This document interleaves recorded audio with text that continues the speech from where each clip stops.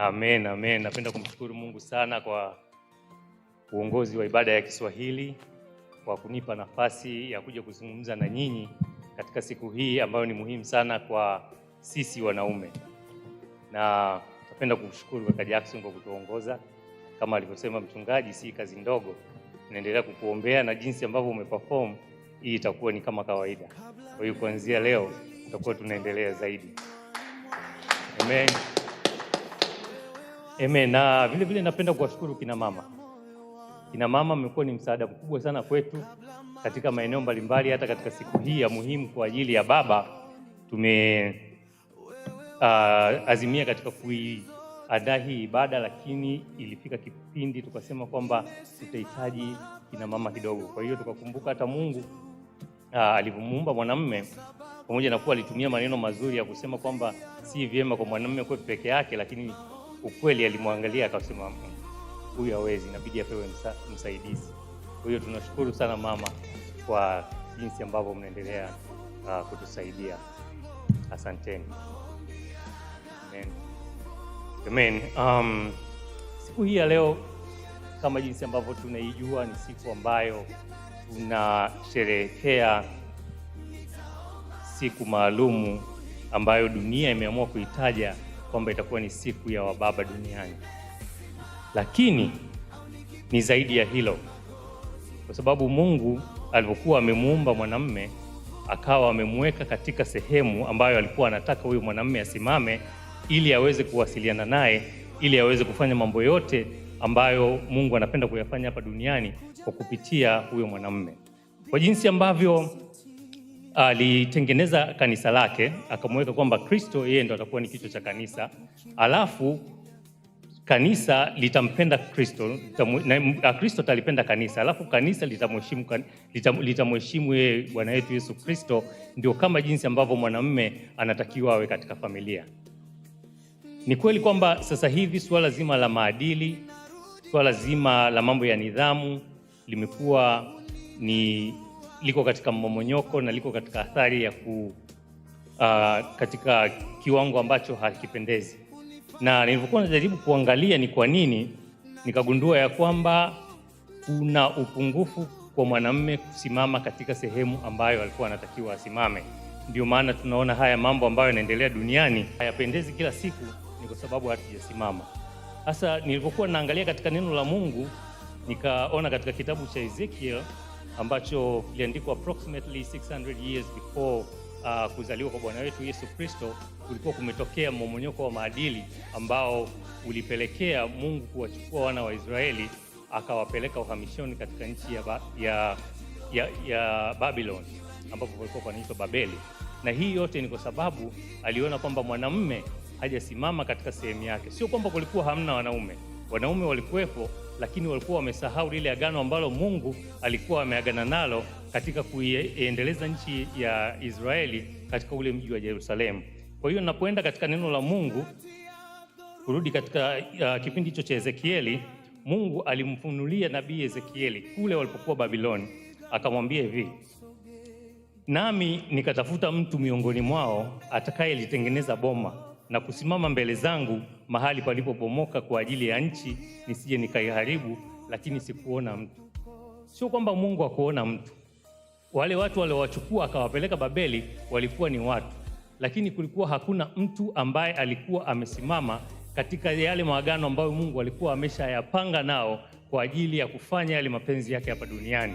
Kwa hiyo Mungu alipoona madhambi yamekuwa ni mengi, ameona kwamba kuna uonevu mwingi, maasi yamekuwa ni mengi, matatizo ambayo tunayo hapa sasa hivi yalikuwepo wakati ule. Kwa hiyo Mungu akaamua akasema, sikilizeni, niliwaambia katika Kumbukumbu la Torati 28 kama mnakumbuka, aliwapa akawaambia, mkinisikia mimi mkafuata maelekezo yangu, mkafuata jinsi ambavyo ninavyopenda, kutokana na maagano ambayo nimeagana na babu zenu, hizi zitakuwa ni baraka zenu.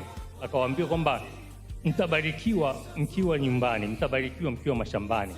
Akawaambia kwamba kikapu chenu cha ngano kitajaa, madebe yenu ya mafuta yatakuwa yamejaa. Yaani ni kwamba aliwaambia mtapata baraka zote. Lakini akawaambia vile vile kwamba msiponisikia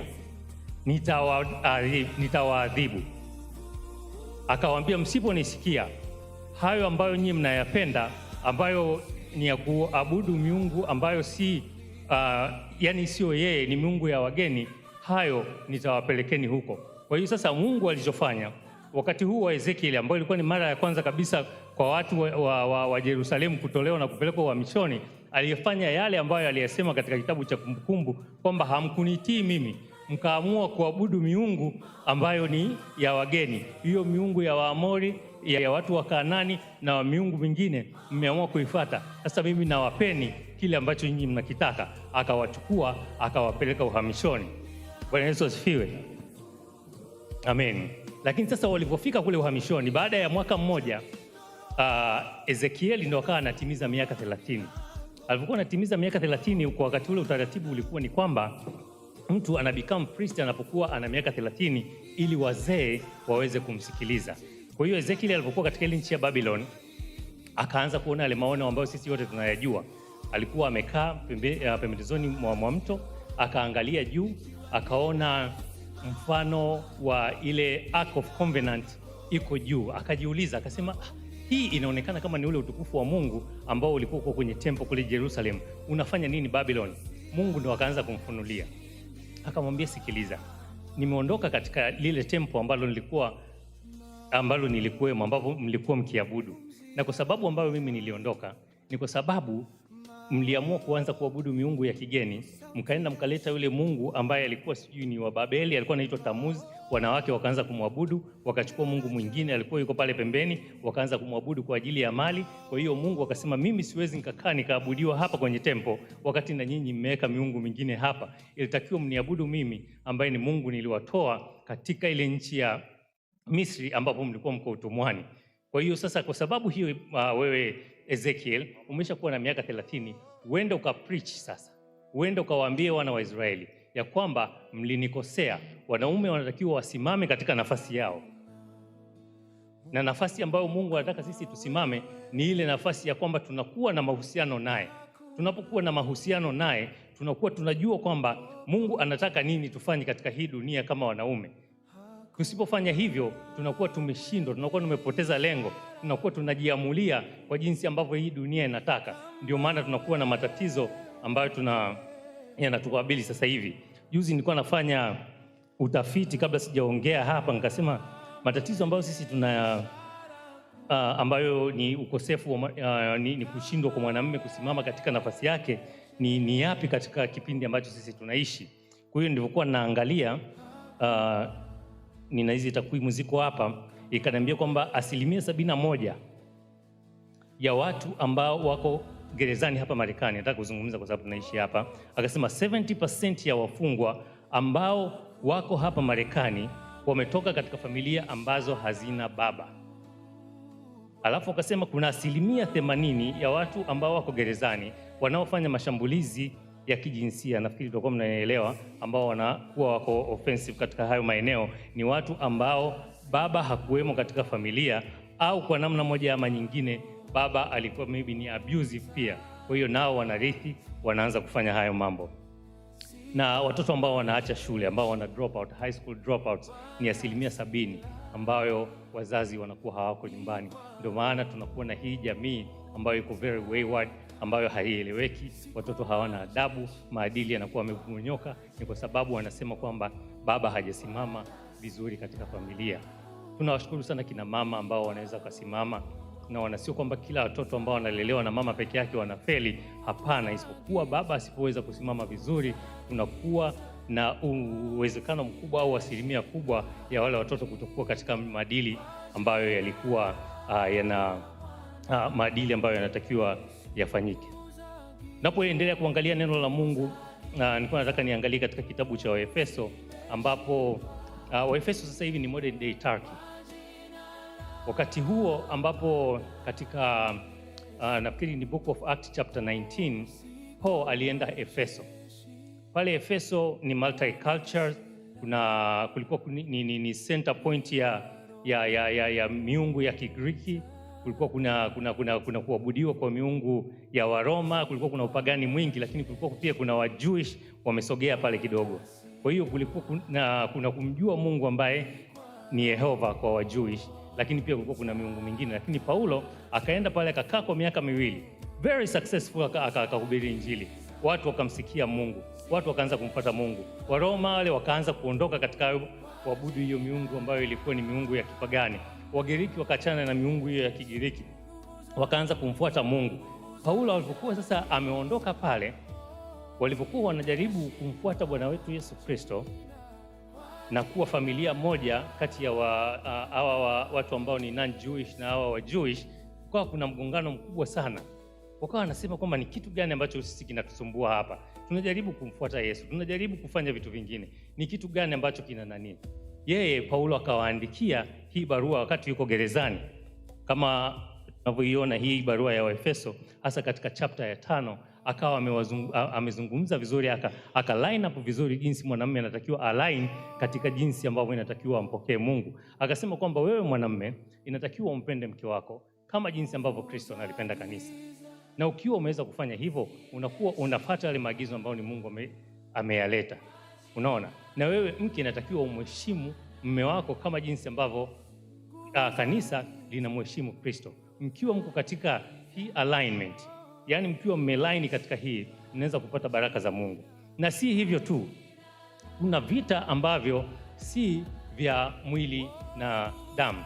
Alisema ni damu na nyama, si ndio? Akasema wakati mnaweza kufanya haya mambo yote, umeline up katika familia, unampenda mke wako, una provide kwa mke wako kama jinsi ambavyo watu wote tuna provide. Kuna vita ambavyo inatakiwa uweze kuvipigana. Unaona? Ndio maana katika Ephesians chapter 6 nafikiri kuanzia verse 10 akasema kwanza inatakiwa uwe strong katika kumwabudu Mungu. Unaona? Akasema nini? Be strong on the Lord and his mighty power. Put on the whole armor of God that you may be able to stand the schemes of the devil. For we do not fight against flesh and blood, but against the rulers and authorities, against the evil spirit forces on high places. Ndio, kwa Kiswahili wanasemaje? Kuwa hodari katika Bwana na uweza nguvu zake, vaa silaha zote za Mungu ili kuweza kuzipinga ila za shetani, kwa maana vita hivi hatupambani na mwili na damu, si damu na nyama, ila ni kwa ajili ya nini? Majeshi ya mapepo wachafu katika ulimwengu wa roho. Si ndio hivyo walivyosema? Kwa hiyo sasa umeona umuhimu wa sisi ambao ni wanaume kuwa katika mpango wa Mungu ili kuweza kuzilinda familia. Kwa sababu kuprovide tu kama baba ni jambo zuri, lakini sasa ukiacha kupigana vita vya kiroho inakuwa ni ngumu. Sio muona watu ambao wameprovide matajiri wakubwa, sitaki kutaja majina kwenye NBA, kuna watu ambao wana watoto wao anampa kila kitu na nini, lakini over sudden yule mtoto anasema mimi baba sitaki kuwa mwanamume anymore. Hamjawahi kusikia vitu kama hivyo? Kwa hiyo provision, kumpa mtu kila kitu, kumpa mtoto sijui mahela manini haitoshi peke yake kama utashindwa kukaa katika Mungu, kukaa katika kiroho ili kuweza kupambana na kuweza kuwapambania watoto wako pamoja na mke wako na familia yako. Bwana Yesu asifiwe. Kutokusimama kiroho kunaleta matatizo mengi sana, kwa sababu naturally, mchungaji atanisapoti kwenye hili, binadamu tumeumbwa ili tuweze kuabudu, si ndio? Ndio maana hata kama mtu amwabudu Mungu, kutakuwa kuna miungu mingine ambayo ameitengeneza. Utakuwa unapenda pesa, unapenda sijui artist wako, sijui mwanamuziki, mwanamichezo na nini, kwa sababu inakuwa ni idol, lakini hujui, unakuwa tu you are in love with that na nini. Ni kwa sababu hii spirit inaiwaga ina starve katika kutafuta mtu wa kumwabudu. Na jambo hili la kupenda sana kuabudu au kupenda sana spiritual powers limekuja lika-affect hasa kina mama zetu, wakati pale ambapo sisi wanaume tunashindwa kusimama katika ndio maana unaona sasa sisi ambao tunapokuwa tumelegalega katika kumtafuta Mungu, tunapokuwa tumelegalega spiritually, hatuna hizo spiritual powers, inakuwa ni rahisi sana mwanamke kutaka kustep up na kusema kwamba mimi nazitafuta hizo spiritual powers. Ndio maana shetani akaamua kuibua wanaitwa mapasta feki, sijui manabii feki, kwa sababu mwanamke anaweza akakaa huyu hata nikimwambia Genesis anaanza kuitafuta huko kwenye Agano Jipya, sijui ni nini, nabii tu mimi nimtafute pasta wangu ama ni. Ndio maana sasa kumekuwa na vita vya kiroho. Mwanamke anataka kusimama kwa sababu anaelewa kwamba bwana, sikiliza, haya matatizo labda ya watoto ama matatizo mengine haya yanahitaji msaada wa kiroho. Sasa baba, wewe usimami kiroho, wewe unafikiri si ndio wanakimbilia kwa mapasta kwa sababu ndio wanamuona yule ana nguvu? Umesikia? Wanaenda kule, wanaibiwa, wananyanyaswa, wanafanywa nini, anapewa unabii wa ajabu. Siku moja nimeangalia Nimeangalia kwenye clip moja mwanamke anafanyiwa unabii, yani ni bora hata nimdanganye mimi mwenyewe mke wangu. Can I prophesy? Come here. Yes baba, yes baba. Akaambia in your house there's a living room, and in the living room there's a kitchen, there's a refrigerator there. Yuko pale, yes papa, yes papa. I open your refrigerator. Okay, I see a gallon of milk, and I see a tray of eggs. There was a 12 eggs, and now it's 6 because you ate 2. Yuko pale anashabikia, yes, yes. Sasa huo ni unabii gani? Kwa sababu baba haujui mambo ya kiroho, unaacha mke wako anaenda anafanyiwa vitu kama hivi. Lakini wewe ukiwa unajua sijui mimi naenda mimi ndo, we need to become pastors in our house na kuombea mimi mwenyewe.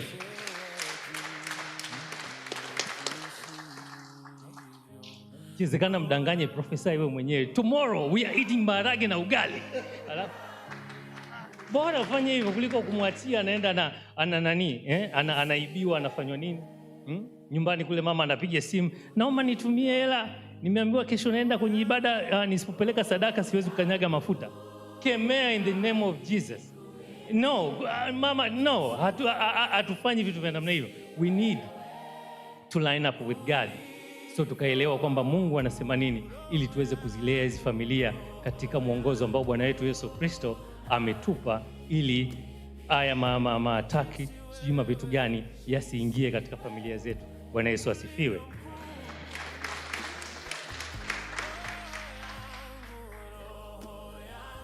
Ninapoendelea mbele katika hilo, nilikuwa nataka niende katika Matthew. No, 2 Timothy chapter 3. Utaona kabisa Mungu aliweza kuprophesy haya mambo ambayo anayazungumza hapa. Kwa hiyo kama unaweza ukaandika Timotheo wa pili, niende kwenye Timotheo wa pili kama nitampata, sura ya 3 mstari wa 5, kwa sababu nataka nikupe na vifungu vya sheria wakati na kuelezea, usije kusema jamaa na bwabwaja. Mungu aliona haya mambo mapema sana, akasema hivi. Sasa mwanamume unapokuwa umeshindwa kusimama sasa katika ulimwengu wa kiroho, unaona wanaibuka watu.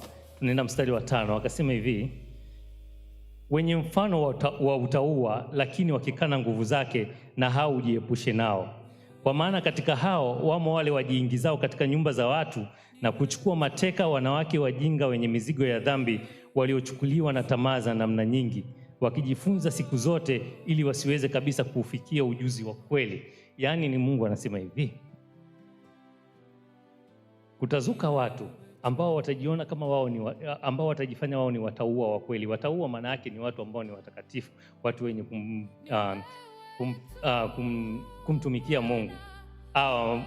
Feki hawa, unaona? Sasa hawa, kwa sababu sisi wanaume hatusimami vizuri na hata tulijui neno la Mungu, hawa watawachukua wanawake mateka, unaona, kwa kujitia kwamba wanajua ujuzi fulani, kwa kujitia kwamba wao wana connection na Mungu. Na wanawake wengi kwa sababu ya kutokufahamu na kuwa na mizigo ya dhambi watafall mateka kwa hawa watu.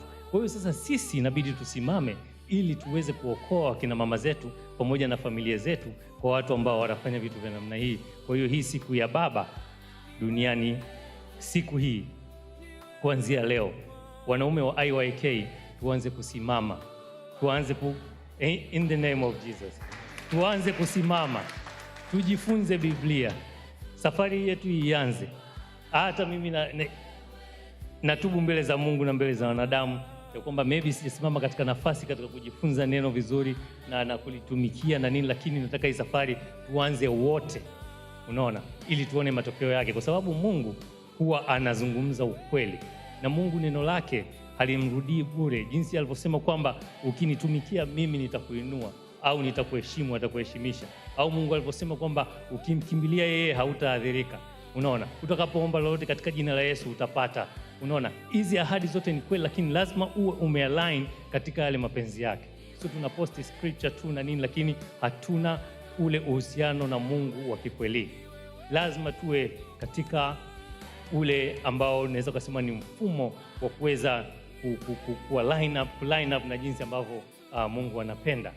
Nakumbuka siku moja nilikuwa gari yangu naendesha, ikifika speed fulani hivi nasikia ina shake, inafanya nini, unaona, na nikiachia steering naona inavuta upande mmoja. Nikaenda kwa mechanic, akaangalia, akaniambia unahitaji wheel alignment. Zamani hizo nilikuwa sijajua, sio sasa hivi, maybe 20 years ago. Nikauza wheel alignment ni nini, akaniambia kwamba unapokuwa unaendesha gari inatakiwa vitu vyote viwe vimeline up, vinaenda katika njia moja. Sasa wewe tairi lako moja laenda hivi kidogo na jingine laenda hivi, ndio maana ukiachia naenda hivi. Angalia, unaona yanalika tofauti, unaona yana wear a little bit different. Kwa hiyo akaingiza katika kompyuta, akaweka zile sensors, ule steering ulivyonyoka kwa umenyoka, hata nikienda speedi 70 80 nikiachia hivi inanyoka hivyo. Kwa hiyo sasa sisi ndio inatakiwa tunyoke na Mungu kiasi hicho. Tuna line up, everything is just line up. Kwamba yani tunaenda unaachia kabisa mikono, wewe unasali tu, unaomba na nini, mambo yanaenda vizuri.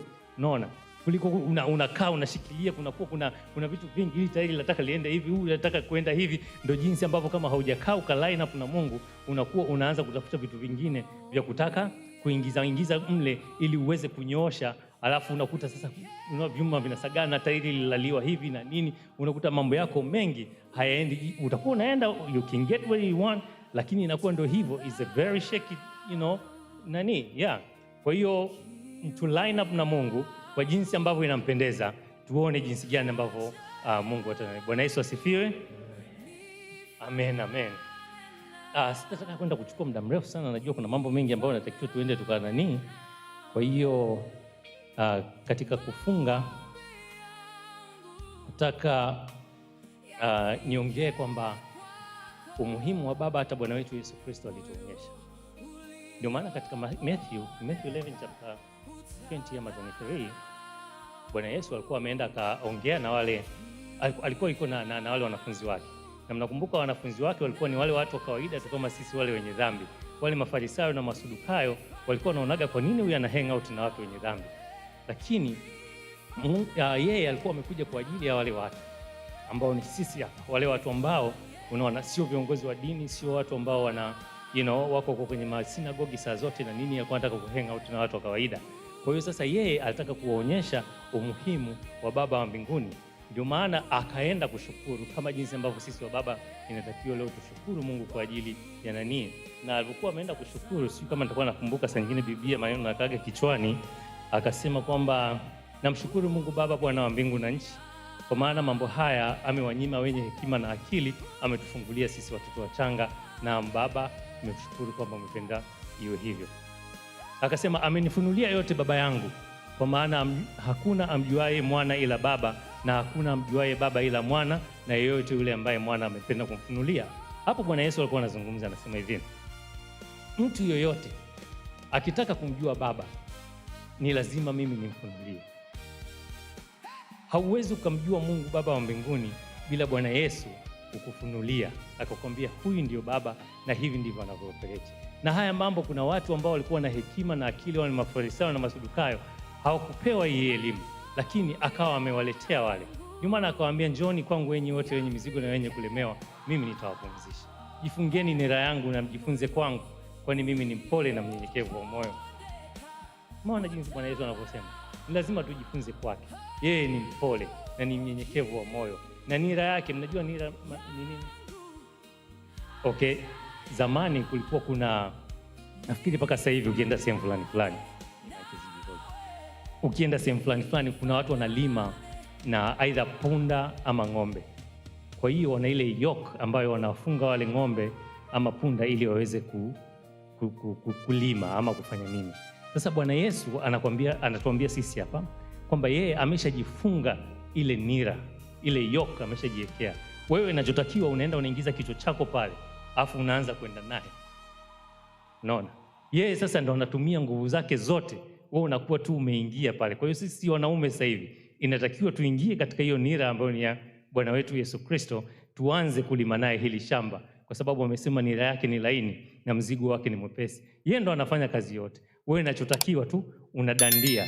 Kwa hiyo amesema tuingie katika hiyo nira yake. Bwana Yesu asifiwe.